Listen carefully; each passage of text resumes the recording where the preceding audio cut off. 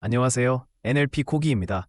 오늘의 꼬리에 꼬리를 무는 페이퍼 딥다이브, 꼬꼬페에서 다룰 논문은 구글에서 나온 프롬프트 엔지니어링, February 2025입니다. 챗봇에 뭔가를 입력하는 순간부터 이미 프롬프트 엔지니어링을 하고 있는 겁니다. 프롬프트는 LLM이 다음 토큰을 예측할 때 사용하는 입력일 뿐이에요. 하지만 그냥 편하게 질문했다고 해서 곧바로 정확하고 신뢰할 수 있는 결과가 나오는 건 아닙니다. 어떤 모델을 쓰는지, 설정을 어떻게 했는지, 프롬프트를 어떤 표현과 구조로 썼는지가 모두 영향을 줍니다. 이 세션에서는 버텍스 AI나 API를 통해 제미니 모델을 프롬프트하는 실용적인 기법들을 살펴보고 즉흥적인 채팅에서 벗어나 의도적이고 반복 가능한 프롬프트 설계로 옮겨가는 방법을 보여드리겠습니다. 내부적으로 보면 대규모 언어 모델은 예측 엔진입니다. 여러분의 프롬프트를 토큰 시퀀스로 읽고 학습 데이터에 기반해 어떤 토큰이 다음에 와야 할지를 반복해서 예측하죠. 이 말은 곧 프롬프트가 모델의 예측 경로를 조종하는 수단이라는 뜻입니다. 단어 선택이나 문장 구조, 컨텍스트를 바꾸면 그 경로도 함께 바뀝니다. 이런 이유로 프롬프트 엔지니어링은 본질적으로 반복적인 작업입니다. 시도해보고 모델이 어떻게 행동하는지 관찰한 다음 원하는 출력이 나올 때까지 계속 다듬어가는 과정이죠. 프롬프트를 쓰기 전에 먼저 해야 할 일은 모델을 고르고 설정을 잡는 것입니다. 제미나이, GPT, 클로드 같은 상용 모델이든 젬마나 라마 같은 오픈소스 모델이든 기본 개념은 같습니다. 모델과 그 설정이 곧 모델의 행동 방식을 정의합니다. 출력 길이 설정은 답변이 얼마나 길어질 수 있는지를 제어합니다. Temperature, Top K, Top P 같은 샘플링 설정은 모델이 얼마나 결정론적일지, 얼마나 창의적일지를 조절합니다.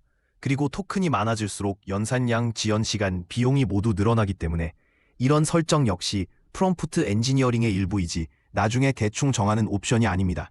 Max Output Length 설정은 자주 오해됩니다. 이걸 키운다고 모델이 더 간결해지는 게 아니라 단지 그 길이에 도달하면 생성을 멈출 뿐입니다. 짧은 답을 원한다면 적절한 토큰 한도를 설정하는 것과 동시에 프롬프트 안에서 짧게 답해달라고 명시적으로 요청해야 합니다. 특히 리액트 같은 기법에서는 이게 더 중요합니다. 모델이 여러분이 원하는 답은 이미 줬는데도 계속해서 툴 호출이나 코멘트를 길게 이어갈 수 있기 때문이죠. 제이선이나 코드처럼 장황한 포맷을 생성할 때도 마찬가지입니다. 이런 형식은 토큰을 빨리 소모해서 금방 한도에 걸려 잘려나가기 쉽습니다. LLM은 다음 토큰을 하나만 고르는 게 아니라 가능한 여러 토큰의 확률을 매기고 그 분포에서 샘플링합니다. 템퍼러처는 모델이 높은 확률의 토큰을 얼마나 강하게 선호할지를 스케일링합니다. 템퍼러처가 0이면 항상 가장 가능성이 높은 토큰만 골라서 결정론적이고 안정적인 출력을 줍니다. 템퍼러처를 올리면 확률이 낮은 토큰도 선택될 가능성이 커져서 브레인스토밍이나 창작에는 유리해집니다. 탑 K와 탑 P는 후보 토큰 집합을 더 제한하는 옵션입니다. 탑 K는 확률이 높은 K개의 토큰만 남기고 탑 P는 누적 확률이 P를 넘을 때까지의 최소 토큰 집합만 남깁니다. 어떤 조합이 좋은지는 신뢰성을 중시하느냐, 다양성을 중시하느냐에 따라 달라집니다. 가장 단순한 프롬프트 방식은 제로샷입니다. 작업을 설명만 해두고 나머지는 모델이 스스로 추론하게 두는 거죠. 의외로 잘 동작할 때도 많지만 항상 믿을 만한 건 아닙니다.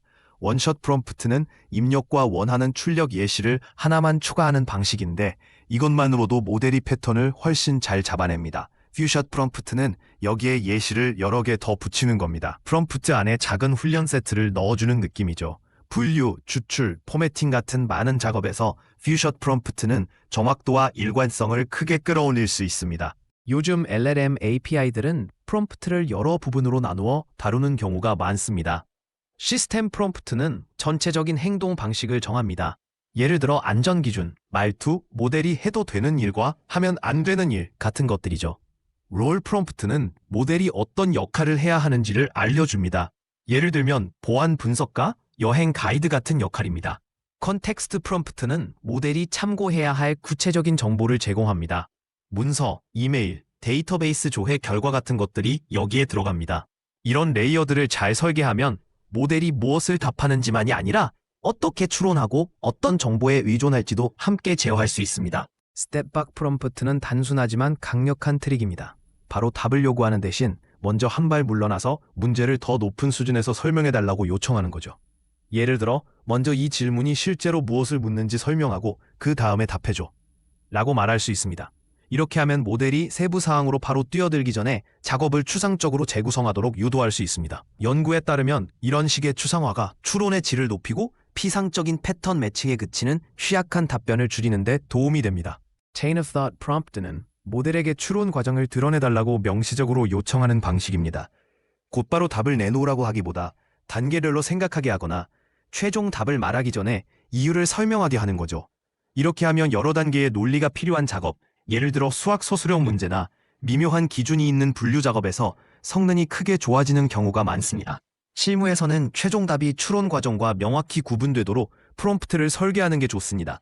그래야 코드로 파싱하기가 쉬워집니다. Chain of Thought만으로도 하나의 추론 경로가 틀어질 수 있습니다. 셀프 컨시스턴시는 여러 개의 추론 경로를 샘플링해서 서로 투표하게 만드는 방식으로 이 문제를 다룹니다.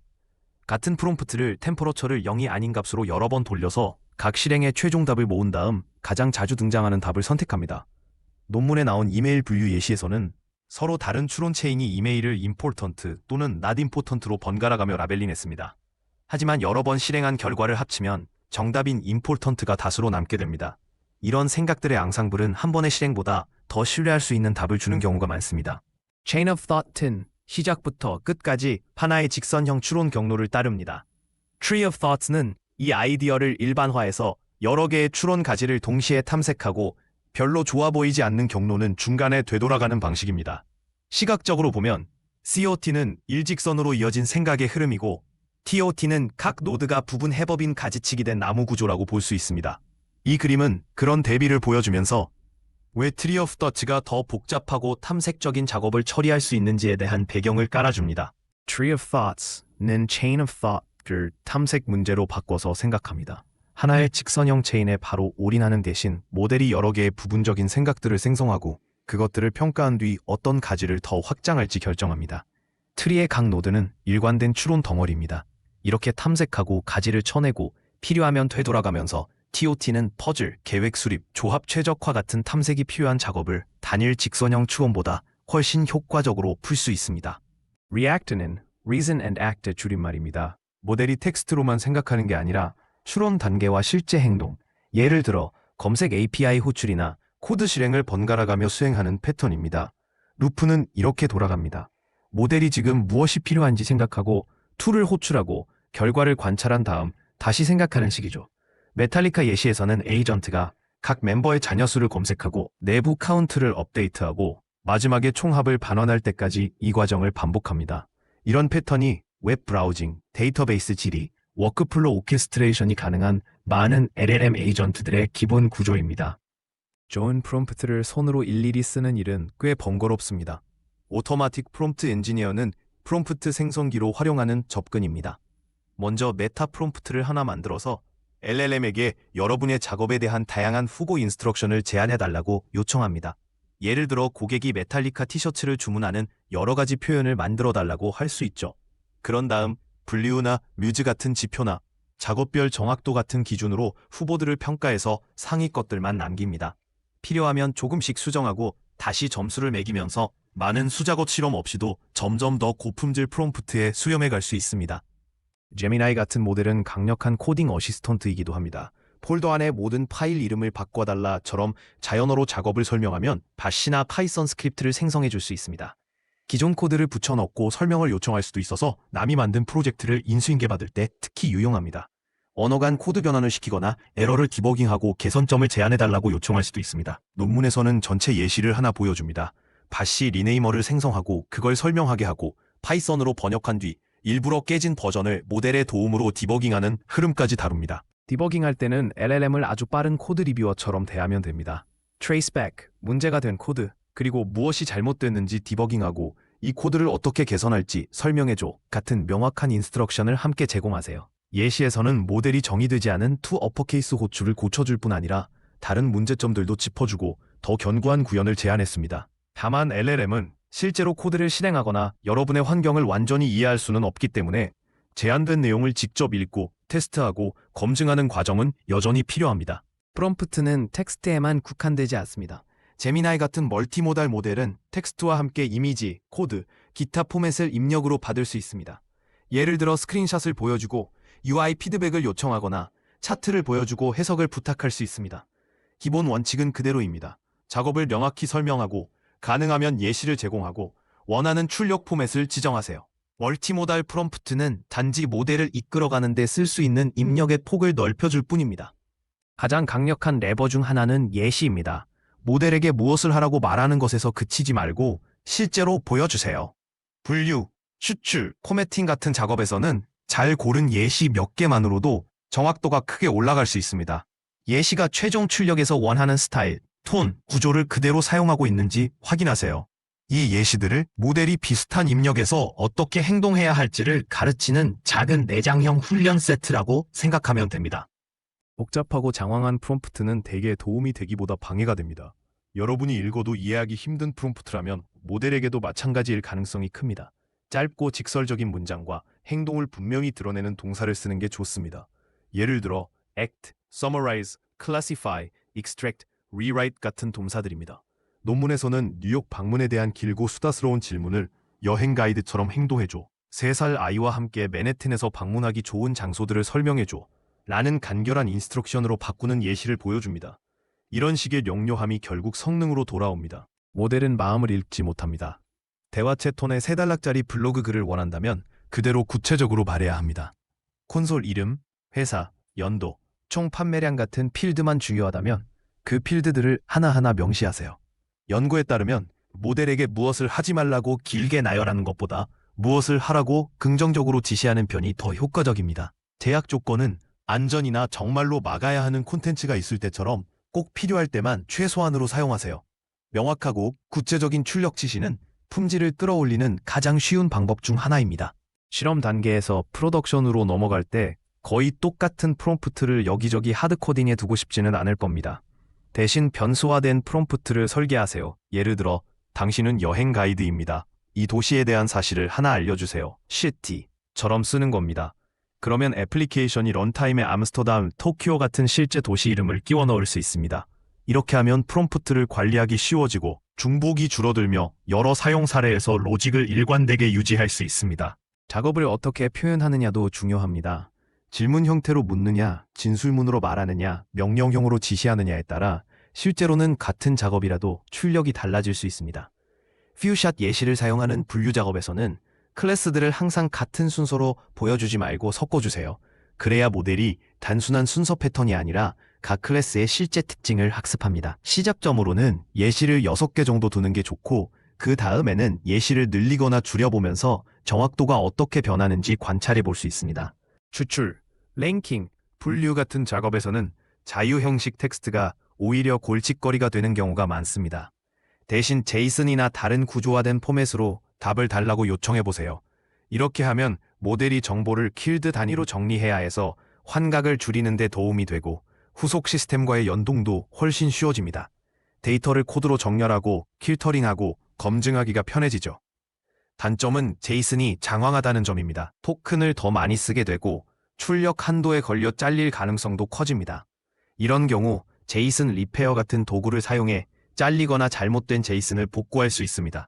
여기서 한 단계 더 나아가 제이선 시기마를 사용할 수도 있습니다. 스키마는 데이터의 구조와 타입을 설명합니다. 예를 들어 제품에 대해 name, category, price, features, release date 같은 필드를 정의하는 식입니다. 프롬프트에 그냥 텍스트를 던져 넣는 대신 스키마와 그 스키마를 따르는 제이선 객체를 함께 제공하는 거죠. 그러면 각 필드가 무엇을 의미하고 서로 어떻게 연결되는지에 대한 명확한 설계도를 모델에게 줄 수 있어서 더 정확하고 집중된 설명이나 분석을 생성하는 데 도움이 됩니다. 스키마는 특히 큰 구조와 데이터셋을 다루거나 복잡한 애플리케이션을 만들 때 유용합니다. 프롬프트 엔지니어링은 협업할수록 더 빛을 발합니다. 사람마다 떠올리는 관점과 표현 방식이 다르고 그중 일부는 다른 것보다 훨씬 잘 동작합니다. 이를 관리하려면 시도한 것들을 문서화해야 합니다. 논문에서는 간단한 템플릿을 제안합니다. 프롬프트 이름과 버전, 목표, 사용한 모델, 템퍼레처, 토큰 한도, 톱 K, 톱 P, 전체 프롬프트 텍스트, 대표적인 출력 예시를 기록하는 방식입니다. 이런 내용을 공유된 시트나 시스템에 저장해두면 모델이 업데이트되거나 설정을 바꿨을 때도 처음부터 다시 시작할 필요 없이 금방 재실행해서 비교해 볼 수 있습니다. Chain of Thought에서는 구조가 특히 중요합니다. 항상 추론 과정을 먼저 보여주고 그 다음에 Final Answer처럼 최종 답을 명확히 표시하게 하세요. 그러면 코드에서 결과만 뽑아내기가 아주 쉬워집니다. COT는 신중한 추론을 목표로 하기 때문에 보통은 결정론적인 동작이 더 좋습니다. 따라서 템퍼러처를 0으로 두는 게 일반적입니다. 작업이 특히 어렵거나 애매할 때는 템퍼러처를 더 높여 여러 개의 COT를 샘플링하고 셀프 컨시스턴시를 적용해서 최종 답을 투표로 정하는 방식을 덧붙일 수 있습니다. 프롬프트 엔지니어링은 한 번에 끝나는 활동이 아닙니다. LLM과 대화하는 방식을 설계하고 테스트하고 계속 다듬어가는 지속적인 과정입니다. 실전에서는 시스템 롤 프롬프트, 퓨샷 예시, 체인 오브 톳, 리액트를 통한 툴 사용, 구조화된 출력, 스키마 같은 여러 기법을 조합해서 원하는 행동을 이끌어내게 됩니다. 템퍼러처나 맥스 토큰 같은 설정도 단순한 기본값이 아니라 설계의 일부입니다. 시도한 것들을 문서화하고 프롬프트를 코드 베이스 안에서 1급 아티팩트로 다루면 모델이 진화하더라도 강력하면서도 유지보수 가능한 시스템을 구축할 수 있습니다.